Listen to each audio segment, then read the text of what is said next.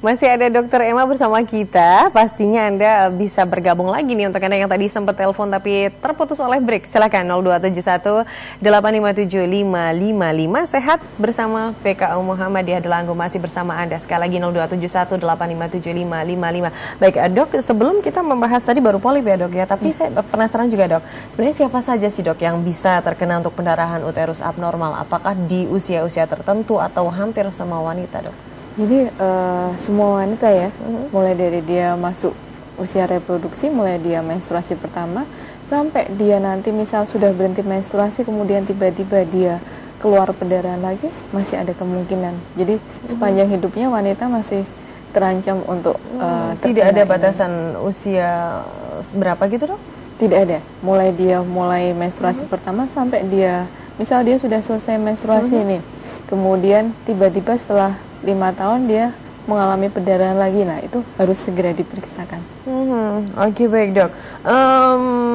Bisa dicegah nggak, Dok, sebenarnya untuk pendarahan abnormal seperti ini? Kalau seperti ini tidak bisa dicegah ya, karena setiap wanita, jadi 30% dari wanita usia reproduksi kemungkinan pasti akan mengalami perdarahan uterus yang abnormal itu. Meskipun penyebabnya bermacam-macam ya, Dok. Iya. Tapi tidak bisa dicegah? Tidak bisa dicegah.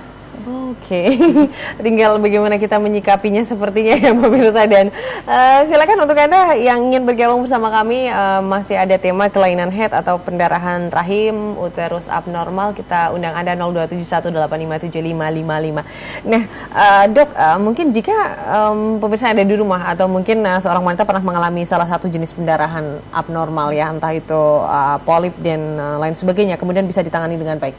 Apakah nantinya ketika sudah sembuh atau sudah ditangani, ini bisa juga terkena untuk yang jenis lain? Masih ada kemungkinan.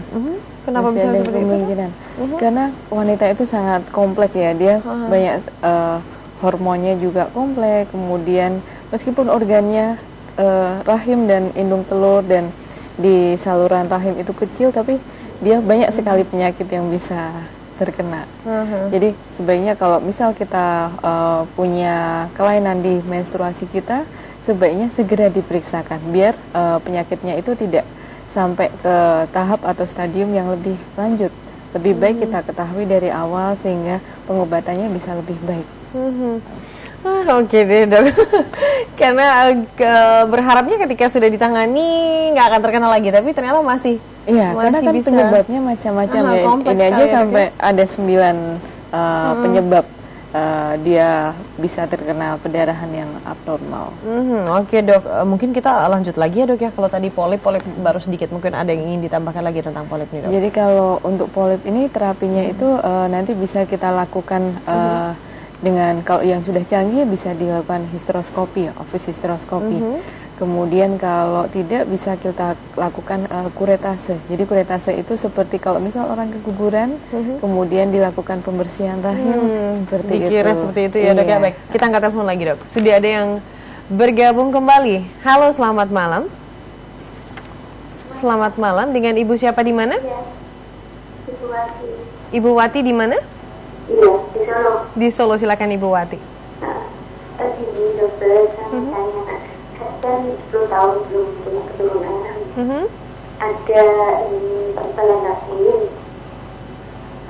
Udah pernah dikira sih sebenarnya, tapi ini udah 3 tahun, terbelah di 1 cm. Anjurannya dikira lagi, tapi takut, nggak tahu sih nanti kalau lagi dikira itu bisa hamil enggak gitu. Ibu suaranya kurang begitu terdengar, mohon maaf. Ibu belum mempunyai keturunan selama 10 tahun. Kemudian? Gimana? Bisa diulangi, Ibu, mohon maaf, tadi kurang begitu terdengar di studio kami. Oh iya, ketebalan rahimnya terganti. Ketebalan rahim. Ketebalan rahim?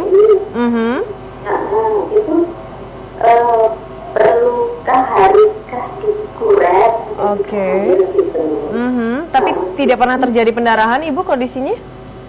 Sering, jadi seminggu sekali, 2 hari sekali, bulan sama suami pun kadang berdarah. Oke. Gitu. Oke, baik. Itu yang bisa saya tanyakan. Baik. Terima kasih, selamat malam Ibu Wati di Solo. Tampaknya agak terputus ya dok, tapi kita sudah menangkap bahwa Ibu ada pendarahan juga seperti itu, kemudian ketebalan rahim ya Bu ya? Ketebalan dinding rahimnya tebal, termasuk tebal sekali. Kalau seperti itu memang untuk kuret itu, jadi dia selain menerapi, dia juga sebagai apa namanya diagnostik di sini. Jadi kan pada saat dikuret kita ambil jaringan dari rahim dari dalam itu, kemudian kita periksakan ke laboratorium. Dari situ baru kita tahu apakah penyakitnya itu berbahaya atau tidak. Jadi selain kuret itu selain untuk menipiskan dinding rahim sebagai terapi dan juga sebagai untuk sarana diagnostik. Jadi untuk melihat apakah ada penyakit tertentu di situ. Tapi sebelumnya Ibu harus melakukan apa dulu ini Bu untuk Ibu Wati ini? Kalau disarankan untuk dikuret sebaiknya karena sebaiknya dikuret karena Ibu sudah mengalami perdarahan yang sering. Kemudian kalau misal sebenarnya ada juga terapi untuk jadi terapi hormonal, cuman ada plus minusnya masing-masing ya antara dikuret dan juga terapi hormonal juga. Soalnya Ibu juga pengen punya karena sudah selama 10 tahun ya dok ya. Tapi masih ada kesempatan ya dok ya untuk harus dikuret ya dok ya kalau seperti itu. Kalau sudah berulang, ini kan yang mengganggu kualitas hidupnya saat ini kan perdarahannya berulang itu sebaiknya segera diobati karena kalau tidak nanti bisa menimbulkan seperti anemia. Oke, baik. Silakan Ibu Wati ya, mungkin Ibu Wati bisa langsung cek ke medis dan pasti nantinya akan dijelaskan lebih detail lagi oleh dokter spesialis kandungan ya, Ibu, untuk bagaimana penanganan atau terapi selanjutnya. Baik, silakan untuk Anda yang ingin bergabung 02718575555 masih kita tunggu untuk Anda dan kita lanjut lagi dok. Kalau untuk tadi polip penanganannya hanya dilakukan seperti apa dok untuk terapinya? Seperti kuret tadi, ya, atau dengan histeroskopi itu semacam seperti teropong dari bawah. Oke. Jadi untuk melihat kondisi rahimnya dan juga untuk apa namanya menerapi juga. Oh baik dok. Kemudian kalau untuk adenomiosis itu mungkin seperti yang ibu yang penelpon kedua tadi ya. Jadi adenomiosis itu adanya jaringan yang harusnya dia di dalam rahim dia menginvasi sampai keluar rahim ya, dok, ya, penanganannya. Jadi biasanya dia akan rahimnya menjadi tebal dan bisa bikin perdarahan atau nyeri pada saat haid. Penanganannya macam-macam. Kalau misal dia masih ingin punya keturunan, maksudnya masih dalam usia reproduksi, bisa dipasang IUD. Tapi IUD ini IUD yang mengandung hormon. Atau bisa diterapi juga dengan hormon. Aku tahu kalau misal itu tetap tidak berhasil bisa dilakukan dengan operasi. Cuman operasi kalau misal dia masih ingin keturunan ada plus minusnya sendiri di sini. Jadi ada resiko dia hamil harus operasi ulang. Kita angkat telepon dulu ya dok ya. Dari tadi ibu-ibu tampaknya sekarang ada bapak nih, Bapak Badrus di Keleco ya bapak ya. Halo, selamat malam Pak Badrus, silakan Pak. Ya, saya mau tanya, apakah kalau ada seseorang yang mengandung, terus kemudian dia itu sudah mengeluarkan air ketuban, apakah itu harus entah itu meninggal atau hidup, apakah itu harus dikeluarkan bayi itu? Itu saja Bapak pertanyaannya? Iya. Baik, terima kasih. Selamat malam Bapak Badrus di Keleco. Ya, jika mungkin perempuan yang mengandung sudah pecah air ketuban, apakah yang harus dilakukan seperti itu dok? Jadi kalau sudah pecah air ketuban berarti kan sudah ada hubungan antara dunia luar dengan bayi yang di dalam rahim itu. Ibaratnya kayak dinding ada yang bocor di situ. Nah kalau seperti itu tergantung dari usia kehamilan juga. Kemudian tergantung dari kondisi pasien juga, bayinya seperti apa, apakah bayinya sehat atau bayinya tidak sehat. Jadi harus dilakukan pemeriksaan yang bermacam-macam dulu. Kemudian apakah harus segera dikeluarkan atau tidak tergantung dari kondisi pemeriksaan ibu dan juga pemeriksaan bayi. Karena yang namanya kalau sudah keluar ketuban, kalau ada kebocoran di ketuban itu berarti kan ada potensial untuk terjadinya infeksi.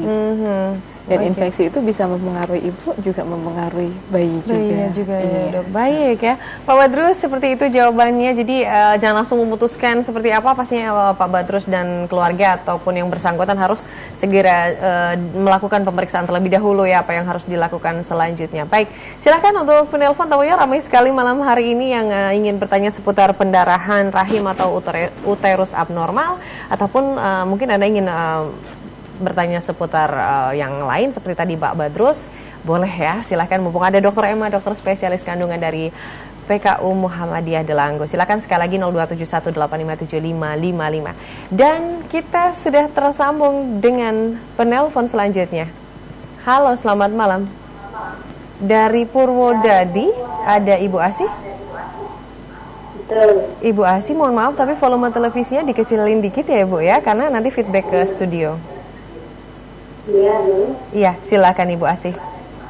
Di sini Mbak, adik saya itu dulu pernah mengalami keguguran. Setelah itu haidnya itu tidak normal, kadang 20 hari sekali, kadang 1 bulan 2 kali. Itu berbahaya nggak ya Dok? Tapi nggak sakit. Oke, itu saja Ibu ya pertanyaannya.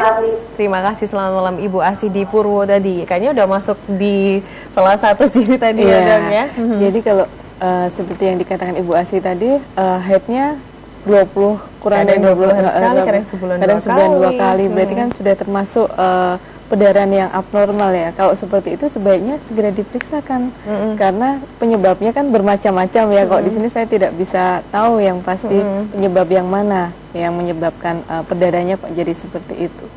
Tapi yang penting jangan diam aja ya Dok, karena takutnya sudah dibiarkan sampai bertahun-tahun, nanti kondisinya malah kita tidak berdoa untuk lebih parah ya Bu, tapi karena untuk lebih waspada lagi, apalagi untuk siklus menstruasinya tidak normal, Ibu langsung cek saja ke dokter spesialis kandungan. Kita lanjut lagi, sudah ada penelpon dari Boyolali. Halo, selamat malam Ibu Umi. Selamat malam Ibu Umi. Oh iya, ini mau tanya tuh.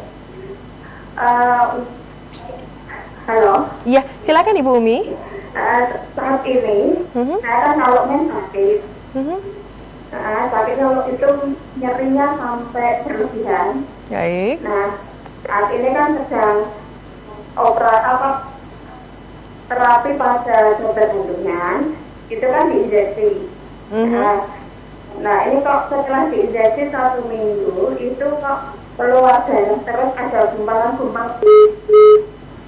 Terputus ya Ibu Umi ya di Boyolali, tapi kita sudah mendengar beberapa ya Dok ya bahwa sedang dilakukan injeksi mungkin, tapi belum dijelaskan. Biasanya terapi apa sih Dok kalau untuk injeksi seperti itu? Mungkin kalau dia pada saat menstruasi sakit, mungkin dia yang disebut nanti endometriosis eksternal, atau kadang ada terapinya, ada yang efek samping dari terapi juga bisa, atau kalau enggak harus kita cari juga penyebab yang lain. Oke, baik. Harus cek langsung ya Dok ya? Iya. Oke deh. Iya. Aduh pemirsa, ini kayaknya juga banyak ternyata dari Anda yang mengalami ada pendarahan abnormal, entah itu mungkin ada beberapa kasus setelah Anda melahirkan, keguguran, apalagi Anda untuk yang menstruasi juga di siklusnya yang nggak normal. Banyak sekali yang mengalami hal seperti itu. Kita akan bahas lagi, masih ada satu segmen terakhir dan masih ada peluang untuk Anda yang ingin bergabung. 02718575555. Setelah yang lewat satu ini, jangan kemana-mana.